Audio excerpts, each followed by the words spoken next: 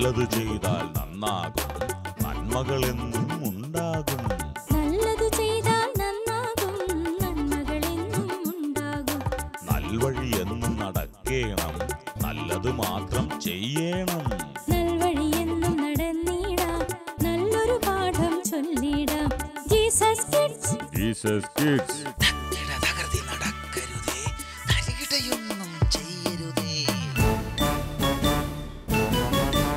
Hi friends, ചിരിക്കാൻ ചിന്തിക്കാൻ ആകെ മൊത്തം ടോട്ടൽ ആനന്ദിക്കാനുള്ള സമയം. Welcome to Jesus kids. നാട്ടിലായാലും കാട്ടിലായാലും പ്രശ്നങ്ങളുണ്ടാവാം. കാട്ടിലുള്ളവർക്ക് നാട്ടിലുള്ളവരുടെ പ്രശ്നങ്ങൾ കാണാൻ കഴിയുമോ എന്നറിയില്ല. എന്നാൽ നാട്ടിലുള്ളവർക്ക് കാണാം. എങ്ങനെ? കാട്ടിലെ കൂട്ടുകാർ.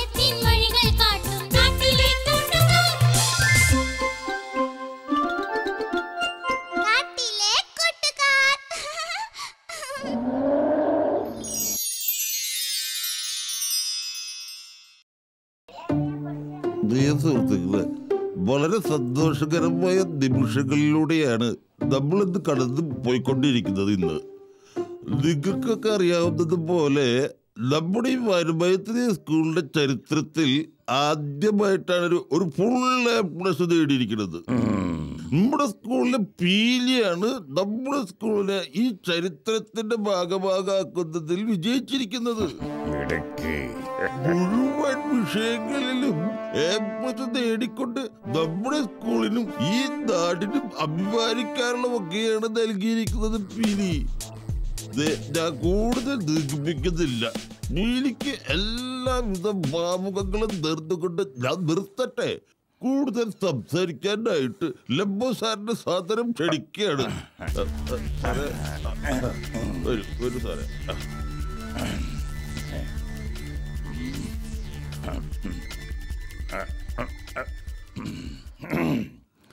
സ്നേഹം നിറഞ്ഞ PTA പ്രസിഡന്റ് കോവർ, ഇന്നത്തെ ഈ ദിവസത്തിന്റെ മുഴുവൻ ആദരവും ഏറ്റുവാങ്ങുന്ന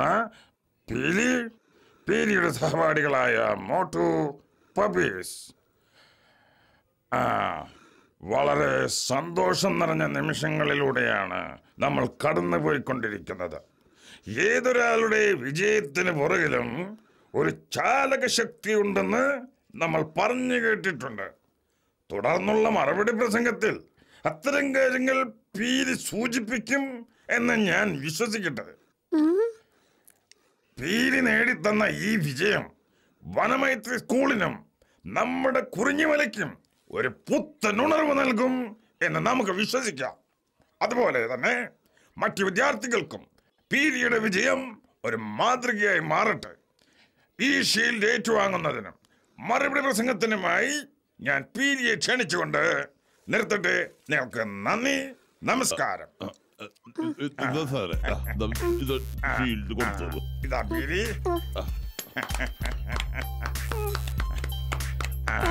കൺഗ്രാജുലേഷൻസ്.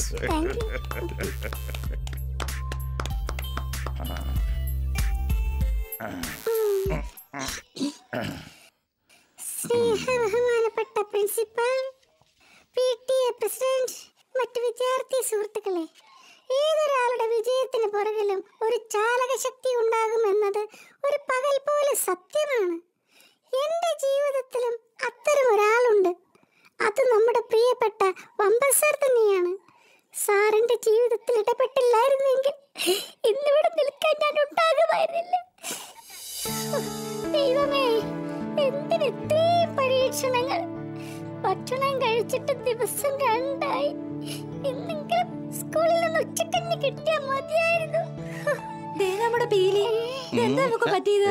ഭയങ്കര സ്ലോ മോഷനിലാണല്ലോ നടക്കണേ. അല്ല മോട്ടു, നീ ശ്രദ്ധിച്ചോ? കുറച്ചു നാളായി പീലിയുടെ മുഖത്ത് യാതൊരു സന്തോഷവുമില്ല കേട്ടോ. അത് അവളുടെ പോസാ പപ്പീസേ. ക്ലാസ്സിലെ പഠിപ്പിച്ചിട്ടല്ലേ, അതിന്റെ അഹങ്കാരം അവളുടെ മുഖത്തുണ്ട്. ഞാൻ കുറച്ച് പതുക്കെ ക്ലാസ് തുടങ്ങുന്നതിന് മുമ്പ് ഞാൻ അവിടെ എത്തിക്കോളാം. ആയിക്കോട്ടെ ആയിക്കോട്ടെ, ശരി. ആയിക്കോട്ടെ ആയിക്കോട്ടെ മോട്ടു, നീ പറഞ്ഞ ശരിയാ കേട്ടോ. ദൈവമേ, എന്താ ഒരു വഴി. എന്തെങ്കിലും കഴിക്കാൻ കിട്ടിയാൽ മതിയായിരുന്നു. ഇങ്ങനെ പോയിട്ട് എങ്ങനെ ക്ലാസ്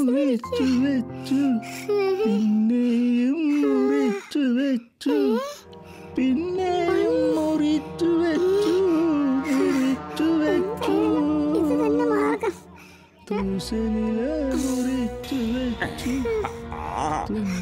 കളിച്ച് കളവും തുടങ്ങി. നീ ബണ്ണ് വെട്ടെടുക്കല്ലേ? വേഗം വാ, നിന്റെ ബണ്ണ് വെട്ടെടുത്ത് ഓടി വായോ. ഓടി നോക്കി നിൽക്കാതെ കയറെടുക്കണം. എല്ലാരും കാണട്ടെ ഈ കള്ളി. എനിക്ക് ഇവളുടെ കൂടെ സെൽഫി എടുക്കണം. ജീവിതത്തിൽ ആദ്യമായിട്ട് ആ ഒരു കള്ളിയുടെ കൂടെയുള്ള സെൽഫി ഞാൻ ഫേസ്ബുക്കിൽ പോസ്റ്റ് ചെയ്യാൻ പോകുന്നത്. കുട്ടിയുള്ള സെൽഫി എടുക്കല്ലേ പ്ലീസ്. ഞാൻ പൊട്ടിച്ചതെനിക്ക് വിശന്നിട്ടാണ്. ഭക്ഷണം കഴിച്ചിട്ട് 3 ദിവസമായി. ഇപ്പൊ പീലി പറഞ്ഞ ഡയലോഗല്ലേ ഈ പാക്കറ്റ് പോലെ ഇവിടെ കയ്യിലിരിക്കുന്നത്. ഇതിന് തീരെ പ്രൊജക്ഷൻ ഇല്ലല്ലേ. ഇനി കുറച്ച് പെണ്ണ്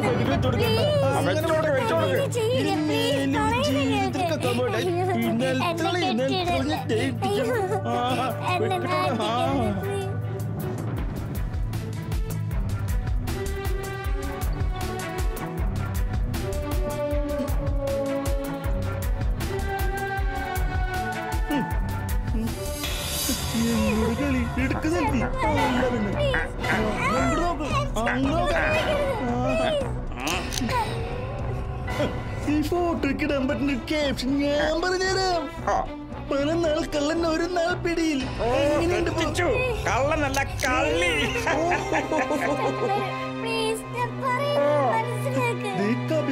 നീ ഒരു കാര്യം, ഈ പീലിയുടെ മുഖത്തിൽ കള്ളലക്ഷണില്ലെന്നേ. അതുകൊണ്ട് നമുക്ക് 2 കൊടുത്തത് കറക്റ്റ് ആവും.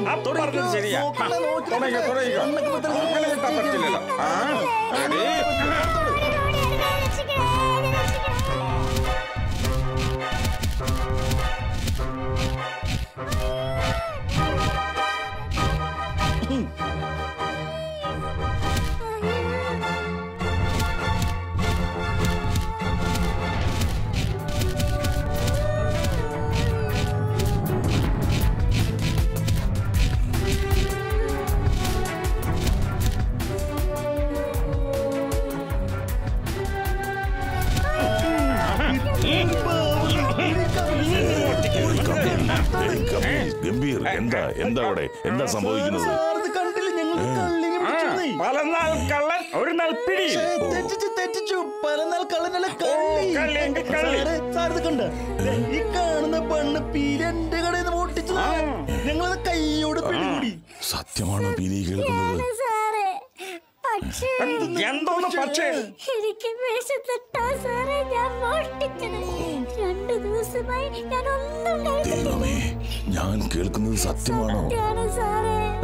ഗംഭീരെ, ഉടനെ പീലിയുടെ പീലി ഓടിപ്പോ. മനസാക്ഷിയില്ലാത്ത ജന്മങ്ങളെ, 2 ദിവസമായി ഭക്ഷണം കഴിക്കാത്ത ഒരാളുടെ വേദന അറിയണമെങ്കിൽ 2 ദിവസം നീയൊക്കെ പട്ടിണി കിടക്കണം. എന്നാലേ അതറിയൂ. 2 ദിവസം നിന്റെയൊക്കെ അമ്മമാര് ഒന്നും തന്നെ വെച്ചു വിളമ്പി തരാതിരിക്കണം. കളവിനെ ഞാൻ ഒരിക്കലും ന്യായീകരിക്കുന്നില്ല. പക്ഷേ പട്ടിണി കിടക്കുന്ന അയൽക്കാരനെ കാണാത്ത നീ ഒരിക്കലും നിന്റെ ദൈവത്തെ കണ്ടെത്തുന്നില്ല എന്ന സത്യം ഞാൻ നിങ്ങളെ ഓർമ്മിപ്പിക്കുകയാണ്. എൻ്റെ ഈ ചെറിയ സഹോദരനെ നീ ചെയ്തപ്പോഴെല്ലാം എനിക്ക് തന്നെയാണിത് ചെയ്തത് എന്ന ബൈബിൾ വാക്യം എന്തേ നിങ്ങൾ ഓർക്കാതെ പോയത്? സാറ്, ഞങ്ങൾക്ക് തെറ്റ് പറ്റിപ്പോയത് സാറേ. ഞങ്ങളോട് ക്ഷമിക്കണം സാറേ. എങ്കിൽ ഉടനടി പീലിയുടെ കെട്ടഴിക്ക്, എന്നിട്ട് പീലിയോട് മാപ്പ് പറയും.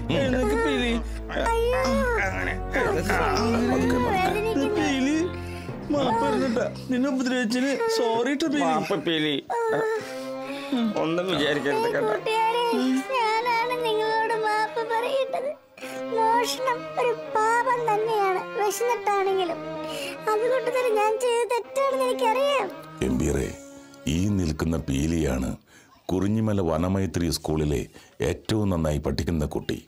ഫുൾ A+ നേടി ഈ നാടിന് അഭിമാനമാകേണ്ട കുട്ടിയാണ് ഈ പീലി. ദേ പീലി, ഇത് പിടിച്ചേ. ഇനി മുതല് ഈ കട പീലിയുടെ കൂടിയാണ്. എപ്പോ വേണമെങ്കിലും പീലിക്ക് ഇവിടെ വരാം, ഇഷ്ടമുള്ളത് എടുത്ത് കഴിക്കാം. എങ്ങനെയുണ്ട്? എന്നാലേ നമുക്ക് എല്ലാവർക്കും ചേർന്ന് ഒരു സെൽഫി എടുത്താലോ? അത് കൊള്ളാം. നിക്ക് സാറേ.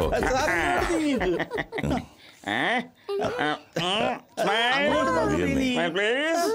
Okay, ready? സൂപ്പർ സെൽഫി ആയി. എങ്കിൽ ഇതിനെ പറ്റിയൊരു അടിക്കുറിപ്പ് ഞാൻ പറഞ്ഞുതരാം. വനമൈത്രി സ്കൂളിൽ ഏറ്റവും മിടുക്കിയായ സ്റ്റുഡന്റിനൊപ്പം ഇതെങ്ങനെയുണ്ട്? കൊള്ളാം കൊള്ളാം കൊള്ളാം. പീലി, നമ്മുടെ മറ്റ് സെൽഫികളൊക്കെ ഞങ്ങൾ ഇപ്പൊ തന്നെ ഫോണിൽ ഡിലീറ്റ് ചെയ്യും കേട്ടോ. എന്റെ ജീവിതത്തിലും അങ്ങനെ ഒരാളുണ്ടായിരുന്നു. അതാണ് പപ്പു സാർ. പണി പിടിച്ച് കിടപ്പലായതിനാലാണ് അദ്ദേഹത്തിന് ഇന്നിവിടെ എത്തിച്ചേരാൻ പറ്റാതിരുന്നത്. പ്രിയപ്പെട്ട പപ്പു സാർ, എന്റെ പ്രാർത്ഥനയിൽ എന്നും നിങ്ങൾക്കൊരിടമുണ്ടാകും. ഞാൻ നിർത്തട്ടെ. നന്ദി, നമസ്കാരം. നീ ക്ഷമിക്കണം. നീ ആഹാരം മോഷ്ടിച്ചെന്ന് ഞങ്ങളുടെ വായിൽ ചോറുണ്ടായിരുന്നു. നിന്നോട് കാര്യങ്ങൾ തിരക്കി പീലിയെ മനസ്സിലാക്കുന്നതിൽ ഞങ്ങളും പരാജയപ്പെട്ടു. മാപ്പാക്കണം പീലി. ഞാനതൊക്കെ അന്നേ മറന്നു. പിന്നീട് ഞങ്ങളുടെ വീട്ടിൽ എല്ലാ മാസവും കൃത്യമായി അരിയും മറ്റ് പലചരക്കുകളും പമ്പസാർ കൃത്യമായി എത്തിക്കുന്നുണ്ട്. അന്നത്തെ ആ മോഷണം കൊണ്ട് ഇന്നെനിക്ക് നല്ല സുഹൃത്തുക്കളെയും കിട്ടി. എന്നാലും അവള് നല്ലവളാ കേട്ടോ. പാവം പീലി അല്ലേ? ഈ ഷീൽഡ് വരെ സ്പോൺസർ ചെയ്തിരിക്കുന്നത് അവരാണ്. എന്റെ എല്ലാ ആവശ്യങ്ങൾക്കും അവർ എന്നോടൊപ്പം ഉണ്ട്. ഇപ്പോൾ നിങ്ങളും ഈ സന്തോഷവേളയ്ക്ക് മാറ്റുകൂട്ടാൻ ഇനി പപ്പീസിനൊരു പാട്ടാകും. വേണം വേണം. ശരി, ഞാൻ പാടാം.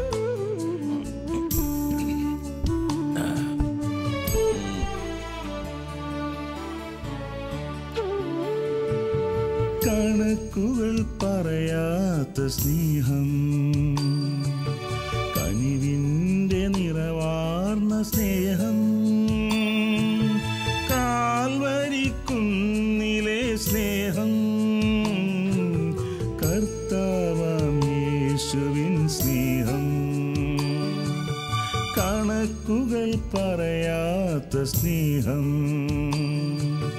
കനിവിൻ്റെ നിറവാർന്ന സ്നേഹം, കാൽവരിക്കുന്നിലെ സ്നേഹം, കർത്താവാം യേശുവിൻ സ്നേഹം. പ്രശ്നങ്ങൾ തരണം ചെയ്യാൻ മനസ്സ് ശാന്തമാവണം. മനസ്സ് ശാന്തമാവാൻ നല്ല വാക്കുകൾ ശ്രദ്ധിക്കണം. ശ്രദ്ധിക്കാം. Tinku Tinku little star.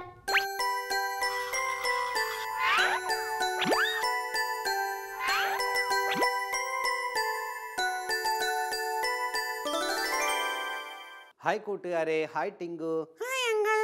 Uncle, ഇന്ന് എനിക്ക് ഭയങ്കര വിഷമം. അതെന്താ നീ ഇങ്ങനെ വിഷമിച്ചിരിക്കുന്നേ? വേണ്ട അങ്കിളിനോട് പറ. അങ്കിൾ നിന്റെ നല്ല കൂട്ടുകാരനല്ലേ? വേണ്ട. എന്നാലും ടിങ്കു, എന്താ നിന്റെ വിഷമം എന്താ? അങ്കിൾ, എന്റെ കൂട്ടുകാരനെ കളിയാക്കി. ഏത് കൂട്ടുകാരൻ നിന്നെ കളിയാക്കിയത്? ബേസിലൊക്കെ. ഓ, ബേസിലൊക്കെ ആണോ? ടിങ്കുവിൻ്റെ ഏറ്റവും നല്ല കൂട്ടുകാരനാണ് ബേസിൽ. പക്ഷെ ബേസിൽ എന്തുകൊണ്ടാണ് കളിയാക്കിയതെന്ന് അറിയില്ലല്ലോ. നമുക്ക് ചോദിച്ചു നോക്കാം. എന്തിനാ ബേസിൽ കളിയാക്കിയത്? അങ്കിൾ, അറിയാൻ അവന് നല്ല കഴിവുണ്ട്, എനിക്കൊരു കഴിവില്ലെന്ന്. ഓ, അത് ശരി. ബേസിൽ നിന്റെ കഴിവുകളെ പറഞ്ഞാണോ കളിയാക്കിയത്? അതെ അങ്കിൾ. ഓ, അത് ശരി. അപ്പോൾ ടിങ്കുവിന് നല്ല കഴിവൊക്കെ ഉണ്ടല്ലോ. അങ്കിൾ, ഞാനൊരു കഴിവില്ലാത്തതാണ്. അയ്യോ, അങ്ങനെ ടിങ്കു പറയരുത് കേട്ടോ. ടിങ്കുവിന് ധാരാളം കഴിവുകൾ ദൈവം നൽകിയിട്ടുണ്ട്. അങ്കിൾ, എനിക്ക് ബേസിലിനെ പോലെ പാടാൻ കഴിയുന്നില്ലല്ലോ. ഓ, ബേസിൽ പാടുന്ന പോലെ പാടാൻ പറ്റുന്നില്ല, അതാണോ ടിങ്കുവിന് വിഷമിപ്പിക്കുന്നേ? അതെ. പിന്നെയോ? ചിത്രം വരയ്ക്കാൻ കഴിയില്ല. അത് ശരി. ടിങ്കുവിന് പാട്ട് പാടാനും ചിത്രം വരയ്ക്കാനും കഴിവില്ലെന്നാണ് ടിങ്കു പറയുന്നത്. പക്ഷേ ടിങ്കുവിന് വേറെ ഒരുപാട് കഴിവുകളെല്ലാം ഉണ്ടല്ലോ. ഉണ്ടാവും. പിന്നെ അങ്ങൾ നോക്കിയിട്ടുണ്ടല്ലോ, ടിങ്കുവിന് കൂട്ടുകാരോട് നല്ല സ്നേഹത്തോടുകൂടെ സംസാരിക്കാൻ കഴിയും. അത് കഴിവാണ്. പിന്നെ അത് നല്ലൊരു കഴിവാണ്. മറ്റുള്ളവരോട് നല്ല ആശയവിനിമയം നടത്തുക, അതൊക്കെ നല്ല കഴിവാണ്. എന്നാലും ടിങ്കു, ഞാനൊരു കാര്യം പറയട്ടെ, ടിങ്കു കേൾക്കുവോ? ചില കൂട്ടുകാരൊക്കെ ഇങ്ങനെ ചിന്തിക്കാറുണ്ട്, എനിക്കൊന്നിനും കഴിവില്ല, എനിക്ക് യാതൊരു കഴിവ്, മറ്റുള്ളവർക്ക് ഒരുപാട് കഴിവുകളുണ്ട്, ഞാൻ ഒന്നിനും കൊള്ളാത്തവനാണ്. പ്രിയ കൂട്ടുകാരെ, അങ്ങനെ നാം ഒരിക്കലും ചിന്തിക്കാനായിട്ട് പാടില്ല. നമ്മളെല്ലാം സൃഷ്ടിച്ചതാരാണ്? ദൈവം എല്ലാവർക്കും വ്യത്യസ്തമായ കഴിവുകൾ നൽകിയിട്ടുണ്ട്, അല്ലേ? ഓക്കെ. ബൈബിളിൽ ഒരു കഥ ഇങ്ങനെ പറയുന്നുണ്ട്, ഒരു ഉപമയാണത്. ആ കഥയിൽ ഇങ്ങനെയാണ് പറയുന്നത്. ഒരു യജമാനൻ ദൂരദേശത്ത് പോകുമ്പോൾ തൻ്റെ ദാസന്മാരെ അരികെ വിളിച്ചു. എന്നിട്ട് അവർക്ക് അവരവരുടെ പ്രാപ്തി പോലെ താലന്തുകൾ നൽകി. ഒരാൾക്ക് 5, ഒരാൾക്ക് 2, ഒരാൾക്ക് 1. ഈ കഥ അറിയാവോ? ഓക്കെ, കൂട്ടുകാർക്കും അറിയാം, അല്ലേ? അപ്പോൾ നമ്മൾ സ്വാഭാവികമായിട്ടും ഒരു ചോദ്യം ചോദിക്കാൻ സാധ്യതയുണ്ട്. ഈ യജമാനൻ എന്തുകൊണ്ടാണ് വ്യത്യസ്തമായ രീതിയിൽ താലന്തുകൾ നൽകിയത്? എല്ലാവർക്കും തുല്യമായി കൊടുത്താൽ പോരായിരുന്നോ? എനിക്കും ചോദിക്കണ്ട. പക്ഷേ ഈ യജമാനൻ നല്ല യജമാനാണ്. എല്ലാവരുടെയും പ്രാപ്തി ഈ യജമാനന് അറിയാമായിരുന്നു. 5 കിട്ടിയവൻ്റെ പ്രാപ്തി അറിയാം, 2 കിട്ടിയവൻ്റെ പ്രാപ്തി അറിയാം, 1 കിട്ടിയവൻ്റെയും പ്രാപ്തി അറിയാം.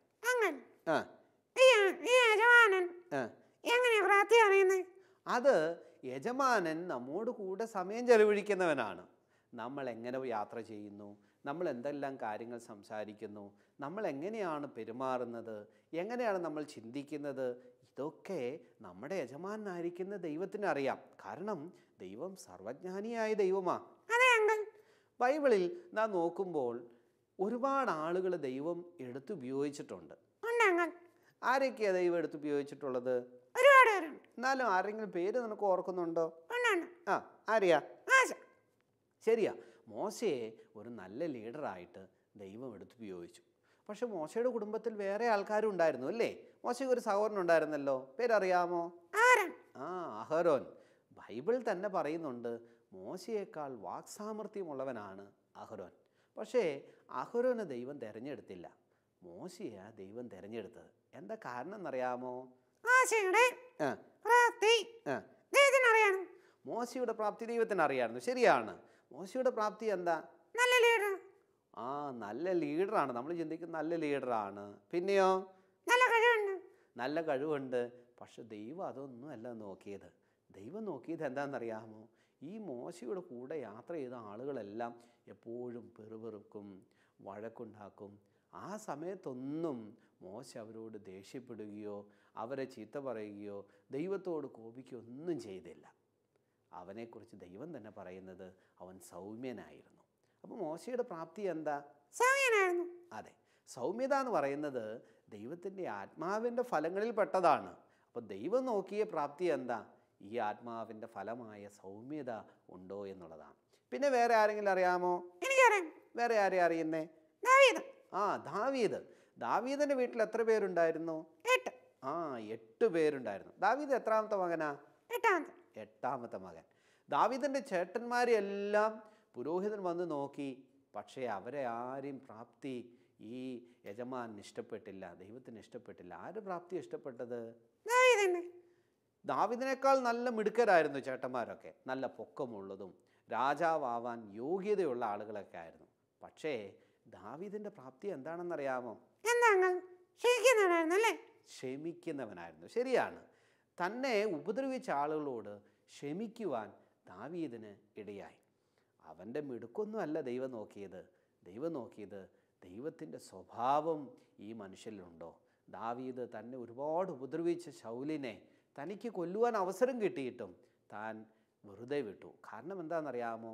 ദൈവത്തിൻ്റെ സ്വഭാവ ഗുണമായ ക്ഷമ തന്നിലുണ്ടായിരുന്നു. അങ്ങനെ ദൈവം ഉപയോഗിച്ച എല്ലാവരുടെയും ജീവിതം നാം എടുത്തു നോക്കിയേ, ദൈവത്തിൻ്റെ സ്വഭാവങ്ങൾ അവരിലുണ്ടാകും. അതാണ് ദൈവം നോക്കുന്ന പ്രാപ്തി. പ്രിയ കൂട്ടുകാരെ, നമ്മൾ വിചാരിക്കും ലോകത്തിൽ പാടാൻ കഴിയുന്നതും പ്രസംഗിക്കാൻ കഴിയുന്നതും കഥ പറയാൻ കഴിയുന്നതൊക്കെയാണ് മിടുക്ക്. അല്ല, ദൈവത്തിൻ്റെ സ്വഭാവം നമ്മിലുണ്ടോ എന്നാണ് ദൈവം നോക്കുന്നത്. അങ്ങനെ നോക്കുമ്പോൾ ടിങ്കു, ദൈവത്തിൻ്റെ സ്വഭാവം നിന്നിലുണ്ടോ? ഞാൻ അതിന് ശ്രമിക്കും. നമ്മളതിന് ശ്രമിക്കണം. പ്രിയ കൂട്ടുകാരെ, നാം ക്ഷമയുള്ളവരായി, സൗമ്യതയുള്ളവരായി, സ്നേഹിക്കുന്നവരായി, ദൈവത്തിൻ്റെ സ്വഭാവമുള്ള കുഞ്ഞുങ്ങളായി തീരുവാൻ ദൈവം നമ്മെക്കുറിച്ച് ആഗ്രഹിക്കുന്നു. അതാണ് ദൈവം മാനിക്കാനായിട്ട് പോകുന്നത്. നിങ്ങളുടെ ജീവിതത്തിൽ അങ്ങനെയായി തീരുവാൻ ദൈവം സഹായിക്കട്ടെ. Okay, bye. ഇനി കത്തുകളുടെ വേദി. പ്രാർത്ഥനാവശ്യങ്ങൾ, നിർദ്ദേശങ്ങൾ, അഭിപ്രായങ്ങൾ, വിമർശനങ്ങൾ എന്തുമാവട്ടെ എഴുതുക. കത്തുകൾ അയക്കേണ്ട വിലാസം: